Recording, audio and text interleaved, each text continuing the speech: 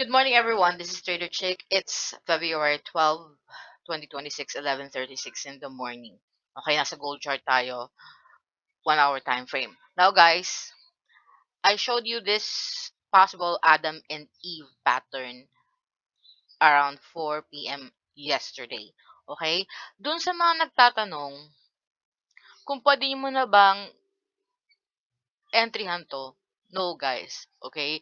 This is an Adam and Eve pattern. Just like the head and shoulders, the neckline must break. Yan ang confirmation.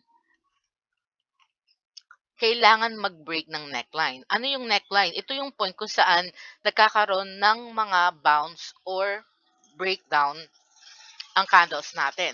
So, in this particular case, okay, nagkaroon ng impulsive move, very sharp move going up, and then it went down here.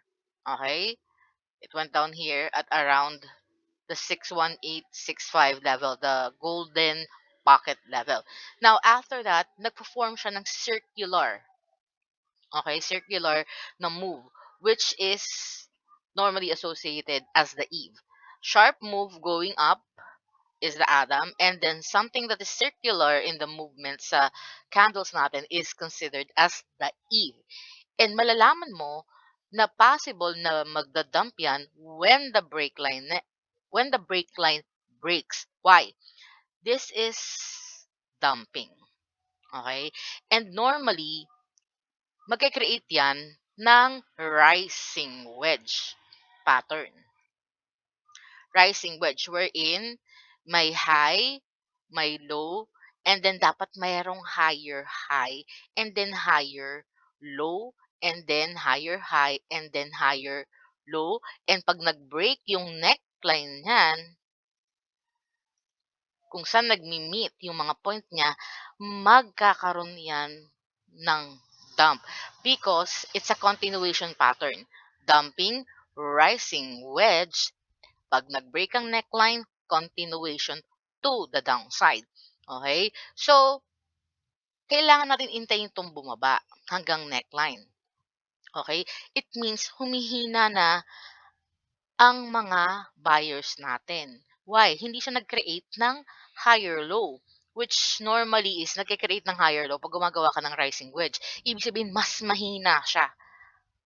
Okay? Kasi binaba niya yung same low ng Adam. Nagigets nyo ba? So doon, most of the time, pag tumama na yan dito, possible magkakaroon ng bounce and possible na aakyat ulit ng konti. Okay, magkakaroon ng retest bago bumaba. So, hindi ko nire-recommend na i-trade habang bumababa. Pero nasa inyo yan, okay? Pero I do not recommend it. Normally, what we do is pag-break ng neck. Doon ka mag entry And the first major resistance level, yun ang SL mo. Parang ganito. Yan. Ganyan. And normally, ang binababa ng Adam and Eve is yung highest point hanggang sa neckline. Kaya meron ito.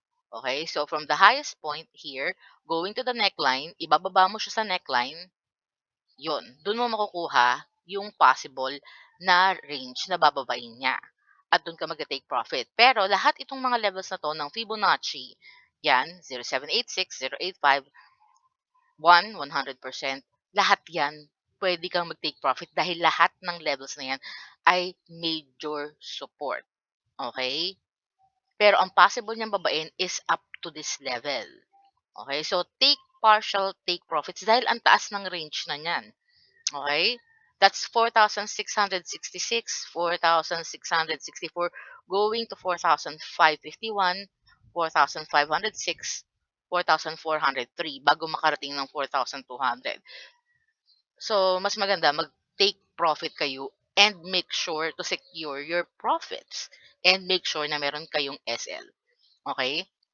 Because the charts only give us probability, not guarantees.